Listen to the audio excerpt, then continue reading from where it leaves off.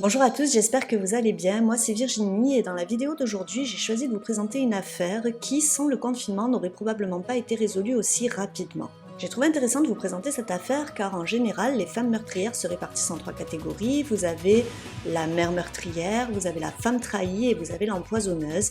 Et vous allez découvrir dans cette histoire une autre catégorie, la prédatrice sexuelle. Mais sans plus attendre, je vous invite à vous installer confortablement puisque l'histoire de Garika Gordon commence maintenant. Nous sommes le 12 mai 2020 et à cause de la crise liée au Covid, l'Angleterre est en confinement, ce qui signifie que tous les déplacements sont interdits, mis à part les déplacements jugés essentiels.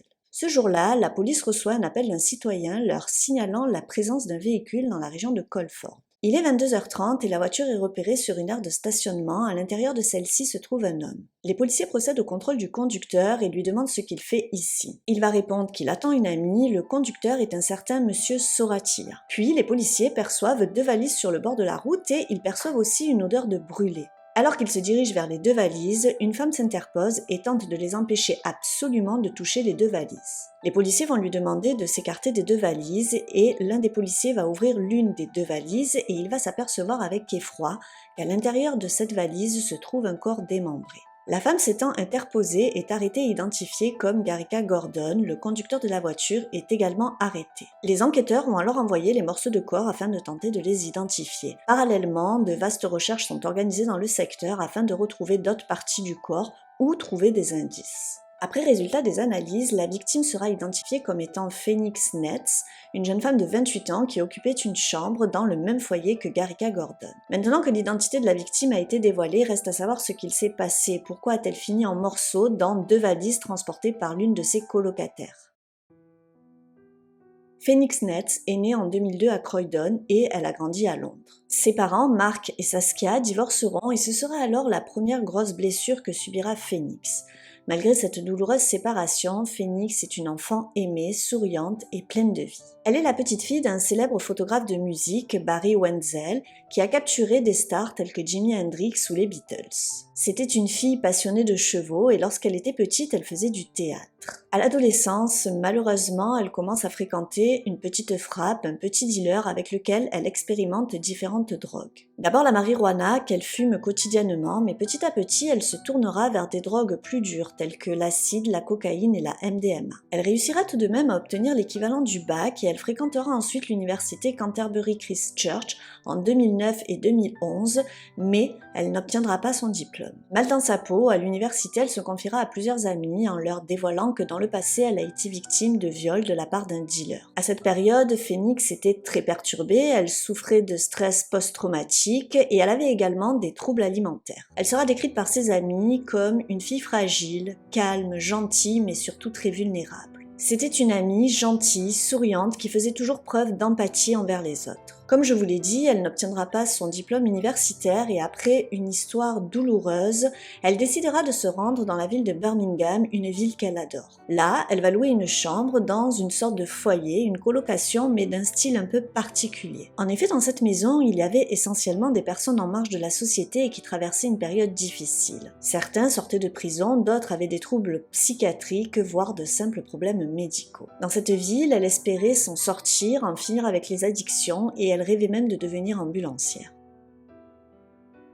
Garika et Phoenix se sont rencontrés pour la première fois lorsque Garika est venue s'installer dans la colocation. Phoenix, qui avait beaucoup d'empathie pour autrui, a immédiatement sympathisé avec elle. Petit à petit, une amitié s'est liée entre les deux jeunes femmes. Mais les sentiments que développait Garika pour Phoenix n'étaient pas de simples sentiments amicaux. Non, Garika petit à petit était en train de tomber amoureuse de Phoenix et développer à son encontre du désir sexuel. En février 2020, elle va lui faire part de son attirance, mais Phoenix repoussera ses avances avec tact en lui disant qu'elle ne partage pas cette attirance. Suite à cet épisode, Phoenix se confiera à un ami et elle va lui raconter qu'elle a demandé à Garika de lui prêter de l'argent et que celle-ci a accepté à condition qu'en échange, elles aient des relations sexuelles. Elle refusera et immédiatement Garika deviendra agressive physiquement. La relation entre les deux femmes va alors devenir très pesante pour Phoenix. Entre le 31 mars et le 6 avril, elle a confié à des amis proches qu'il y avait cette relation malsaine que Garika essayait de nouer et dont elle ne voulait pas. Le 7 avril, elle précisera même qu'elle qu'elle envisage de retourner à Londres pour fuir cette pression permanente de sa colocataire qui lui demande sans cesse des relations sexuelles. À ce moment-là, elle dira à un ami « Il y a une fille ici qui ne cesse de me demander des relations sexuelles, je pense que je vais retourner à Londres, ça me fait peur, lol. » Garika, de son côté, est de plus en plus frustrée de la situation. Le 11 avril, elle contacte une association d'aide aux personnes en détresse nommée The Samaritan. Elle va confier à l'opérateur téléphonique qui va la croire éméchée qu'il y a une femme avec laquelle elle souhaite avoir des relations sexuelles. Elle confiera à cette conseillère au bout du fil qu'elle est prête à tout pour avoir des relations avec cette fille.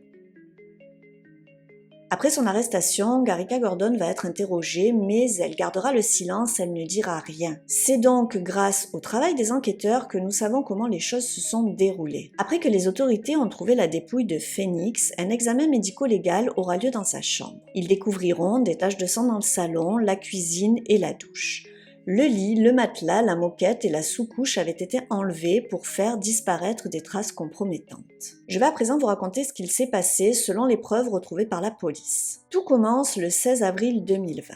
Ce jour-là, Phoenix parle pour la première fois à un ami aux petites heures du matin. On ne sait pas exactement à quelle heure Garika l'a attaqué, mais une autre femme vivant dans le logement partagé a entendu aux alentours de 5h30 du matin des bruits de forage, des claquements et des cris qui disaient « Aidez-moi, aidez-moi ». Bon, apparemment, elle n'a pas cherché à en savoir plus ni à aider la potentielle victime. Garika lui a infligé 4 coups de couteau. Elle a été touchée au poumon droit, au foie et à l'estomac. Aucune des blessures à elle seule n'était mortelle, mais Garika va la laisser ainsi mourir durant 12 heures. L'analyse de son téléphone portable révélera qu'au lieu d'appeler les services d'urgence entre 14h et 15h07, elle a utilisé son téléphone portable pour faire 3 recherches. Comment réparer un poumon perforé ? Une hémorragie interne et quelqu'un peut-il récupérer après avoir été poignardé. Plus tard, elle effectue des recherches supplémentaires sur Internet telles que « Comment les tueurs se font-ils attraper ?» ou « Un corps peut-il se réduire en cendres avec de l'essence ?» Malheureusement, manquant de soins, Phoenix est morte de ses blessures. Le 17 avril, Garika a donc commandé sur Internet une scie circulaire sur le site Gumtree. Elle a payé 45 livres, elle se l'est faite livrer à son domicile le jour même. Là, elle découpe le corps de Phoenix en 6 morceaux qu'elle place dans 2 valises. La scie circulaire sera retrouvée dans la chambre de Garika. Puis, elle se rend dans un centre commercial afin d'acheter des produits de nettoyage. Elle fait parfaitement le ménage dans la chambre de Phoenix, puis elle crée une nouvelle adresse mail au nom de Phoenix. Le 18 avril, soit 2 jours après le meurtre, elle commence à envoyer des messages à ses amis et à sa famille, laissant entendre que Phoenix est toujours en vie. Elle ira sur Internet et téléchargera une application audio qui lui permettra d'éditer certains des messages vocaux de Phoenix et de les envoyer via les plateformes de réseaux sociaux à un certain nombre de personnes afin de ne pas éveiller les soupçons, confirmant ainsi que Phoenix se porte bien et qu'elle est bien vivante. Elle passe ainsi plusieurs semaines à se faire passer pour Phoenix, trompant ainsi sa famille et ses amis. Le 20 avril, elle paie un homme afin qu'il vienne enlever le matelas taché de sang ainsi que toutes les affaires de Phoenix qu'elle avait jetées dans plusieurs grands sacs poubelles. Le 21 avril, le lendemain, elle recontacte de nouveau cet individu afin de lui demander de revenir enlever encore plus de sacs poubelles. Alors au total, elle fera enlever 15 sacs poubelles. Dans la foulée, elle contacte également leur bailleur au nom de Phoenix et lui annonce qu'elle quitte Birmingham pour retourner vivre sur Londres. Elle lui demande également par la même occasion de jeter le reste de ses affaires qui sont toujours dans sa chambre. Le 25 avril, Garika paie un certain Mahesh Soratia afin de la conduire dans le Gloucestershire avec les 2 valises. Le 27 avril, elle sera filmée entrant dans le centre-ville de Colford avec un vélo. Elle se rend alors dans le commissariat de police de Colford pour demander un chargeur pour son téléphone portable. Plus tard, elle se rend en bus à la gare routière de Gloucester et prend un train pour Birmingham. Le 30 avril, soit 3 jours plus tard, elle achète un billet de train pour faire le trajet de Birmingham à Colford. Cet après-midi-là, elle voyagera en taxi avec un vélo pliable. Elle passera plusieurs jours à Colford, dormant même dans la rue, et le 2 mai, elle rentre à Birmingham en train. Une semaine plus tard, le 10 mai, elle achète un bidon d'essence et paie M. Soratia afin de la conduire de nouveau à Colford. Le lendemain, le 11 mai, M. Soratia la récupère à l'extérieur d'une carrière près de Colford. Elle n'a que son vélo avec elle et il la ramène à Birmingham. Le 12 mai, Elle achète de l'essence à Birmingham et effectuera des recherches sur Internet sur les Brecon Beacons, qui est un parc national britannique de 1347 km². Vers 17h, Monsieur Soratia la récupère et la reconduit dans le Gloucestershire. Garika tente de mettre feu au reste de Phoenix dans les bois, mais en vain. Elle n'y arrivera pas et elle sera contrainte de remettre les morceaux du corps dans la valise. La suite, vous la connaissez, les policiers voient Monsieur Soratia garé sur une aire de stationnement à côté de la carrière et ils vont aller vérifier son identité. À la base, les agents interviennent simplement pour faire respecter les mesures liées au confinement et au Covid, c'était un simple contrôle de routine. Les agents aperçoivent ensuite les 2 valises sur le bord de la route et Garika se fera arrêter. Ils découvriront dans sa chambre des notes manuscrites concernant le retrait du corps de Colford qu'elle espérait déplacer jusqu'au pays de Galles dans le parc national des Brecon Beacons afin de le brûler davantage. D'ailleurs, un chien policier a repéré dans la forêt la zone où Garika avait jeté l'accélérateur de combustion et l'analyse du sol le confirmera. Garika Gordon est née en Jamaïque. À 7 ans, elle vient s'installer en Angleterre avec sa tante alors que sa mère reste au pays. Sa mère ne rejoindra l'Angleterre que plus tard et Garika a grandi dans le nord de Londres. Elle est allée dans une école publique réservée aux filles. Enfant, elle subira des discriminations, les autres enfants lui faisant le reproche de ne pas être anglaise. Elle dira que durant son enfance, elle a été victime d'abus sexuels. Plus tard, elle explique qu'elle est tombée amoureuse d'un homme plus âgé qui va l'exploiter en la prostituant. Garika va avoir plusieurs courtes relations homosexuelles, mais sa mère n'acceptera jamais l'homosexualité de sa fille et elle la mettra à la porte. Selon les experts, Garika souffre d'un trouble de la personnalité qui induirait une faible tolérance à la frustration et une altération de sa capacité à faire preuve d'empathie envers les autres. Pour le procès, sa mère écrira une lettre qui sera lue par l'avocat de Gordon, Andrew Langdon, au tribunal dans laquelle elle exprime son regret éternel pour ce que sa fille avait fait. Elle dira dans cette lettre que Garika n'est pas une mauvaise personne dans l'âme, que si elle bénéficie d'un bon environnement et du bon soutien, elle peut commencer à comprendre sa maladie et devenir plus consciente de la façon de la gérer. Elle dira que sa fille était une véritable bombe à retardement au moment du drame en raison de son état mental et d'un manque d'accompagnement. Son avocat avancera également l'argument qu'il n'y a pas eu de caractère sexuel dans le crime, ce qui indique que le crime n'était ni planifié ni prémédité. Au début du procès, elle restera silencieuse, mais quelques jours avant son jugement, elle plaidera finalement coupable du meurtre de Phoenix. Le 4 mai, Garika Gordon, 28 ans, a été condamnée à la prison à perpétuité avec une peine incompressible de 23 ans et demi. Tout au long du procès, elle n'a montré absolument aucun remords pour ce qu'elle avait fait. Elle n'a absolument pas aidé la police depuis le début de l'enquête en ne répondant pas aux questions et même après avoir plaidé coupable du meurtre, elle n'a pas été claire. En la condamnant à la prison à vie, la juge déclarera: il ressort clairement des déclarations profondément émouvantes que mademoiselle Phoenix Netz était une femme charmante, attentionnée et compatissante qui était profondément aimée. Elle dira que Phoenix avait prévu de retourner vivre à Londres avec ses parents et que ses projets avaient été retardés à cause de la crise liée au coronavirus. Son avenir était brillant et prometteur. Un nouveau départ l'attendait, a déclaré la juge à Garika Gordon. Vous lui avez volé ce nouveau départ. Vous l'avez prise à ses parents qui l'aimaient et la chérissaient. Vous purgerez une peine minimale de 23 ans et 6 mois. Par la suite, il appartiendra à la commission des libérations conditionnelles de décider quand, le cas échéant, vous devriez être libéré. Si jamais vous êtes libéré, vous resterez sous licence pour le reste de votre vie. La juge a également rendu hommage à la famille de Phoenix pour la dignité dont ils avaient fait preuve tout au long de la procédure judiciaire. Dans un communiqué, sa famille déclarera: elle a enfin reçu justice aujourd'hui. Nous tenons à remercier tous les policiers impliqués dans l'enquête, en particulier ceux de la police des West Midlands. Nous n'aurions pas pu obtenir justice pour Phoenix ou les réponses dont nous avions besoin sans leur dévouement et leur travail acharné sans relâche.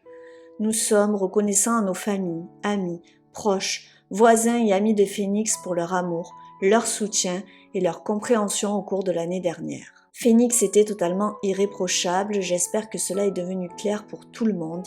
Elle a été victime d'un acte de violence odieux qui lui a coûté la vie à un si jeune âge. Le père de Phoenix Netz, Mark, a raconté son angoisse indescriptible et a déclaré que sa vie avait changé de manière irréversible après la mort de sa fille. Sa mère, Saskia, s'est décrite comme dévastée à jamais, définitivement vide. Garika purge actuellement sa peine. Les membres de la famille de Phoenix essaient d'avancer tant bien que mal en gardant dans leur cœur l'image d'une Phoenix souriante et pleine de vie. Dans un premier temps, Mahesh Soratia a été considéré comme complice car il avait tout de même fait le chauffeur pour Garika à 4 reprises. Il a immédiatement démenti toute implication dans ce drame. Ce père de 2 enfants arrondissait ses fins de mois en proposant ses services de chauffeur, livreur, auprès du site Gumtree, qui est une plateforme collaborative de mise en relation entre particuliers. C'est un peu l'équivalent de notre Allo Voisin ou encore Le Bon Coin. Il fut libéré sous caution, mais avec certaines conditions. Il devait être à son domicile entre 19h et 7h du matin. Chaque jour, il devait pointer à la police à qui il avait dû remettre son passeport. Le 10 novembre 2020, toutes les charges retenues contre lui furent abandonnées. Le plus souvent dans ce genre d'affaires, les victimes, souvent des femmes, tombent dans les griffes d'un harceleur et agresseur homme. Or, dans ce cas, nous pouvons voir que parfois, certaines femmes agissent comme des prédateurs mâles. C'est assez rare, mais ça existe. Dites-moi en commentaire quel était selon vous le motif de Garika qui l'a poussé à commettre cet horrible crime. Était-ce un excès de colère à cause d'un énième refus de Phoenix de céder aux avances de Garika? Était-ce prémédité de la part de Garika qui aurait attiré Phoenix dans un piège? Je vous avoue que de mon côté, je ne sais pas trop quoi en penser, notamment à cause du mutisme qu'a observé Garika tout au long de l'enquête et tout au long de son procès. J'espère que malgré cette triste histoire, vous avez apprécié cette vidéo. Si c'est le cas, n'hésitez pas à liker et à vous abonner si ce n'est pas déjà fait. Moi, je vous dis à très vite pour une nouvelle histoire criminelle sur ma chaîne, mais jusqu'ici, surtout, restons prudents.